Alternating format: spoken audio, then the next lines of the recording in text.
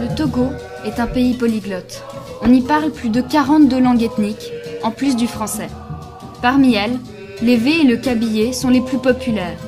L'évé est attribué au sud du pays, à Lomé principalement, alors que le kabylie essentiellement au nord. Le français y est la langue officielle, et l'enseignement, dès le primaire, se fait donc en français. Nous avons constaté au cours de notre voyage que de nombreux Togolais pouvaient parler entre 3 et 5 langues. Leur langue maternelle dépend de leur région d'origine.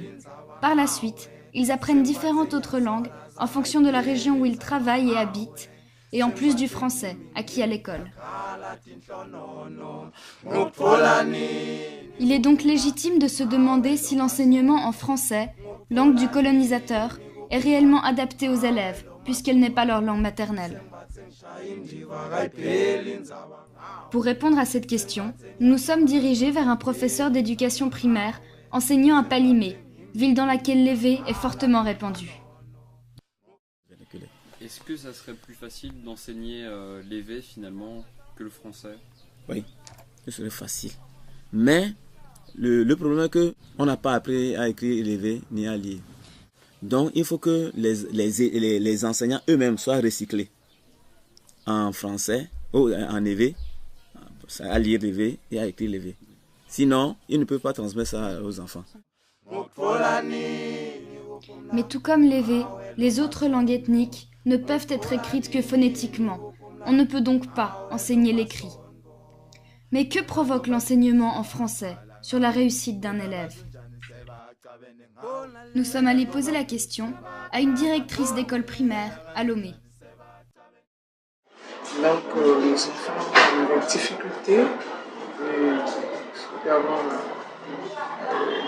à s'approprier cette langue, puisque tous les devoirs se font en français, il leur faut comprendre d'abord la langue pour pouvoir répondre aux questions, pour pouvoir intervenir. Ces difficultés sont dues au manque de pratique courante de la langue française. Chez nous, il est difficile de voir des enfants c'est-à-dire parler français entre eux à la maison. Alors qu'ailleurs, ça se passe. Par exemple, en Côte d'Ivoire, les enfants parlent français à la maison, ce qui fait que ça leur facilite la tâche à l'école. Mais chez nous, ce n'est pas la même chose. Bon, la raison pour laquelle nos enfants ne parlent pas français, c'est que nous n'avons pas c'est-à-dire ancré ça en nous. Nos pères n'étaient pas des intellectuels, c'était des cultivateurs et autres.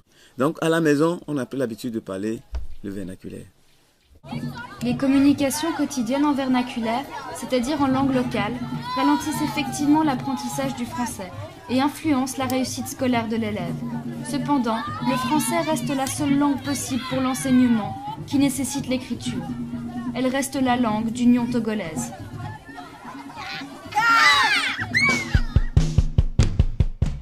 Pour enseigner une langue, maternelle ou étrangère, il faut une certaine quantité de matériel. Les écoles en sont-elles dotées? Et qu'en est-il des conditions dans lesquelles sont donnés les cours? C'est à ces questions que nous tenterons de répondre lors de notre prochain épisode.